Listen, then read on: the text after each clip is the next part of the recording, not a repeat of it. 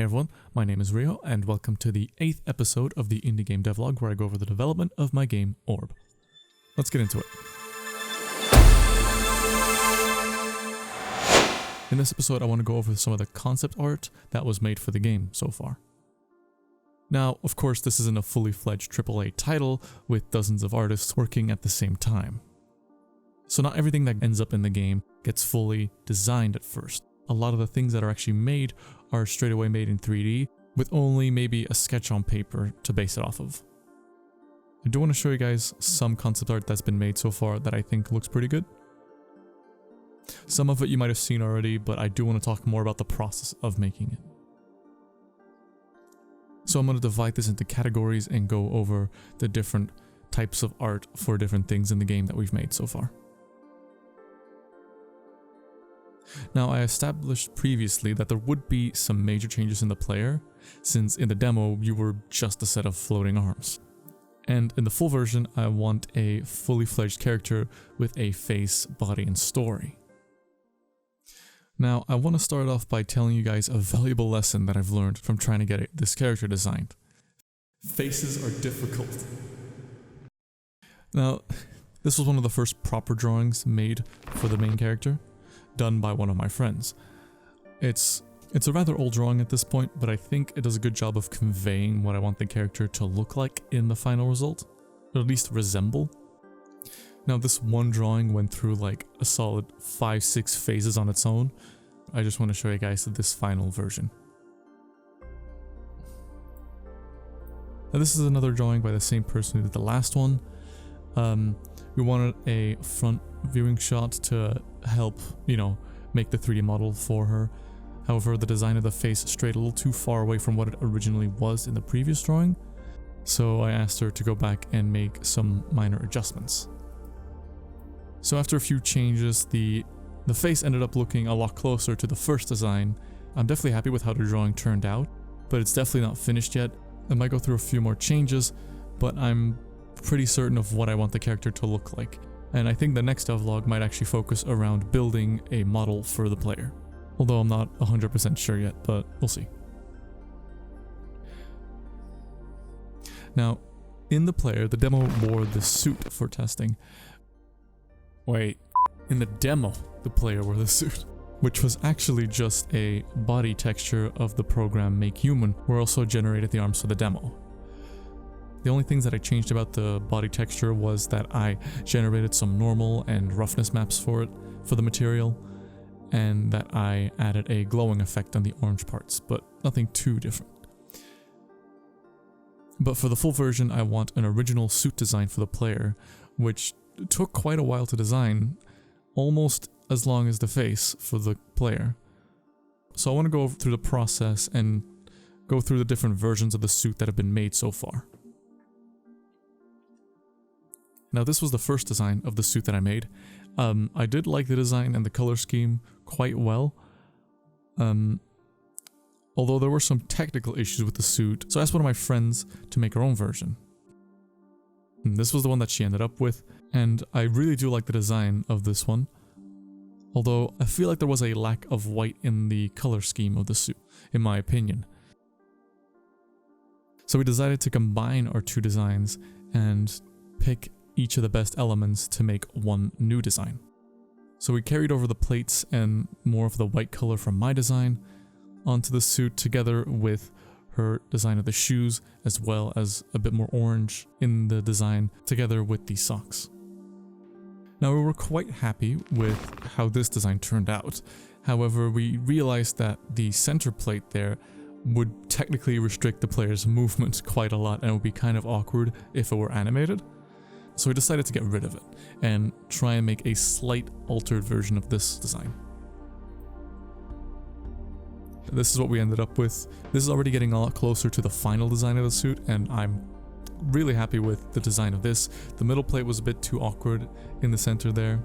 However, after removing it, the two side plates on her legs just seemed out of place if it's just those two. So we decided to remove the plates altogether. And this is the design that came out of that idea. Out of all of those different versions of the suit, this is so far the final one. I think it went through quite some changes, but I am really happy with how it looks right now. So we removed the 2 plates on the legs and lifted up the socks to fill up more space so that you wouldn't just have an empty gray area. Aside from that, we made some slight changes on the sides here, nothing too extreme, and as this was the final design, I decided to shade it in a little bit to give it a bit more of a nicer look. I'm personally very happy with how the final version turned out, and not a lot is probably going to change about it, so I think it's safe to say that this is so far the best design we had. Next, I want to go over some edits that were made to experiment with what the environment could look like.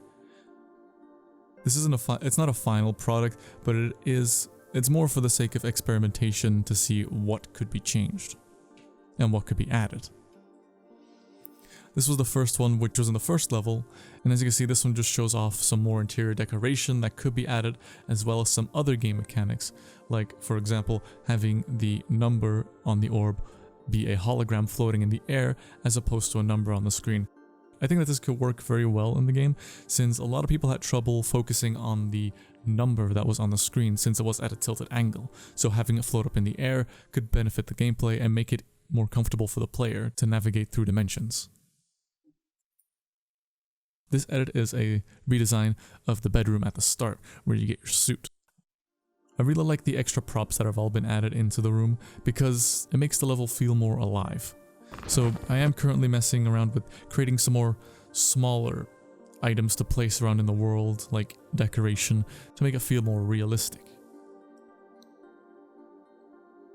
Now, this is probably not going to be the actual look of the bedroom in the end. I'm definitely going to add more of a mechanical feel to it, although not to the extent of this edit. And the actual room itself will probably have a bit of a different interior design, but the props that are there will probably be present there with the redesign that you can see. Definitely does a good job of conveying a more accurate atmosphere for the finalized product. Now, this is a redesign of the standard button that you find in the game. Nothing too major, but honestly, I really didn't like the design of the button in the demo, so a redesign like this was definitely necessary, and I'm really happy with how this turned out. Especially the more realistic look to it. And the zip ties make it feel more grounded in reality, in my opinion. It's a nice little detail, and the lights on the side are good indicators whether or not the button is on or off. In the demo, the security robots were actually based off of a free model that I found online and heavily edited. The design was okay, but it definitely didn't look realistic or mechanically functional in any way. So in the full version, I want to remake them from scratch. And I feel like this design is really good, quite similar to the robots in the demo, whilst making a lot of necessary improvements. The only thing that I'll probably add are some decals on the robots themselves to give them a bit more color. But other than that, these are really good.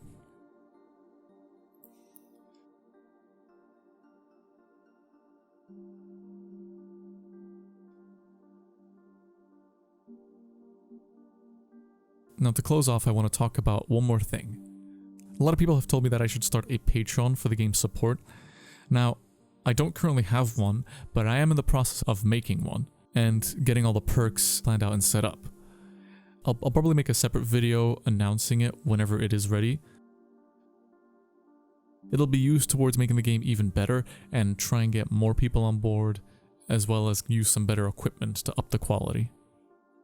Because I feel like there's definitely some people out there who'd want to support the game but didn't know about the Kickstarter when it was up.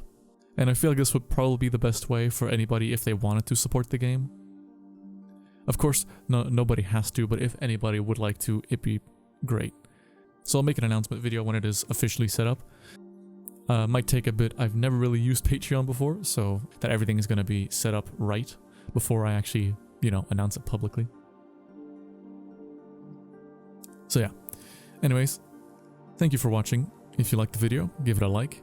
If you want to see the next devlog, make sure to subscribe. And if you want to see even more updates outside of YouTube, consider joining our Discord or following me on Twitter. See you in the next one.